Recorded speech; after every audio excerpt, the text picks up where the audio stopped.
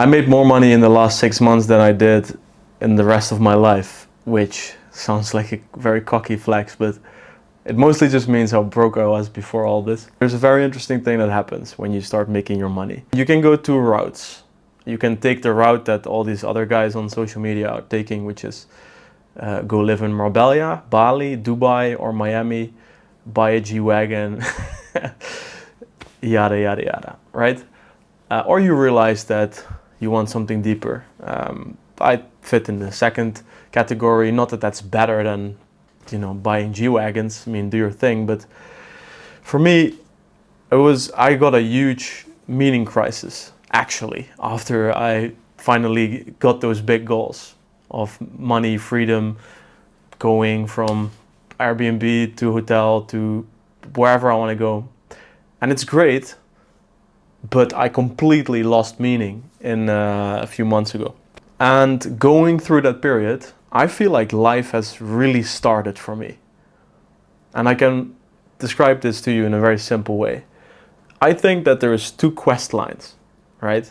You got the worldly quest line, which is about building wealth, being a provider, status, cars. I mean, it's all the fun stuff, right? The fun stuff that spikes and then goes away. But there's also some real things to it, right? As a man, being able to provide and be a man of agency, and it feels great, right? There's some real things to that as well, for sure.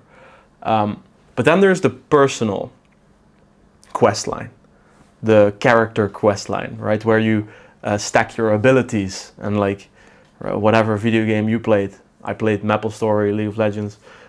You build your abilities, your stats as a person, and this you could see as the spiritual quest line. It's a deeper pursuit to overcome internal resistances rather than external resistances, right?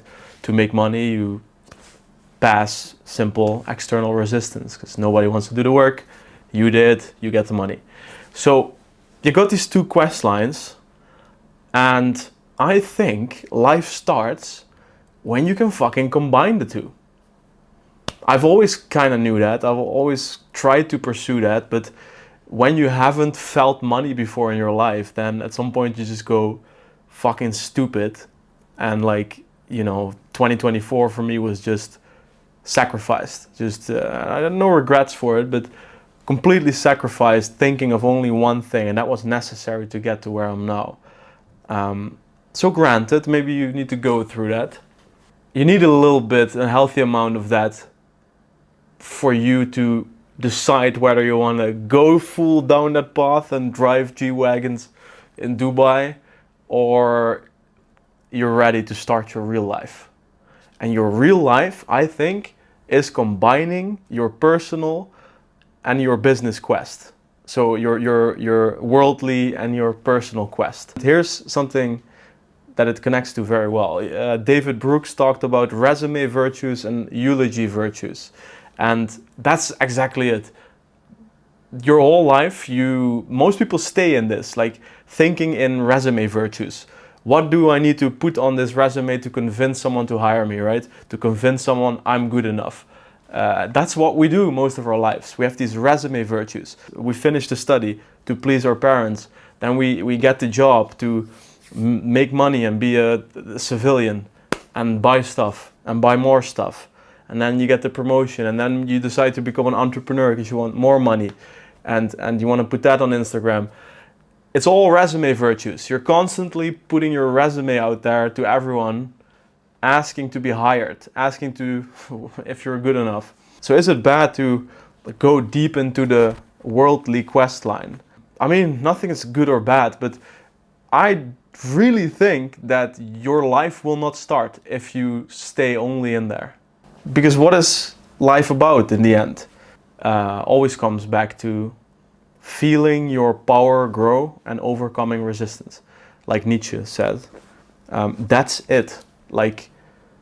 Overcoming resistance and limitations within yourself, outside of yourself, and to feel your agency, to feel your power grow, to feel like you can experience more of life, to become more, literally.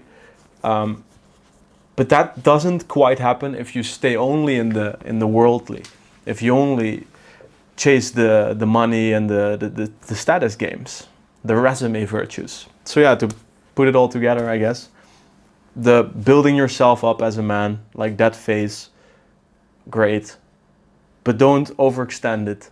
Don't go deeper into it. I think then it's time to involve the personal into that worldly quest, which means not, going all in and building this massive business that you want to quit but makes a lot of money. No, turn that business, now that you are making so much money, now that you're making some money, turn that business into something that fits your life like a glove, that feels like your own, has your signature on it. Mold it to fit your life.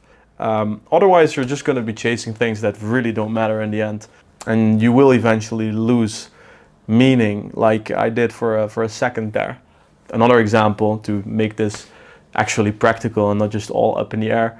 Having cut out completely cold outreach, sales calls, clients that I don't want to work with, just saying no, all that, and just to work with a handful of like friends, and I get a percentage of what we make together, and it's just a blast.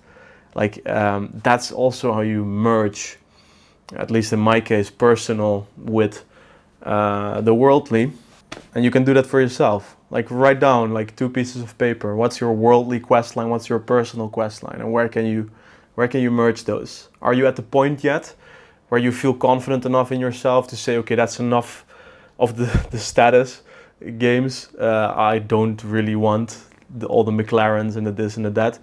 Or you do, I don't know. Then it's time for you to start your real life, I think, and merge the two.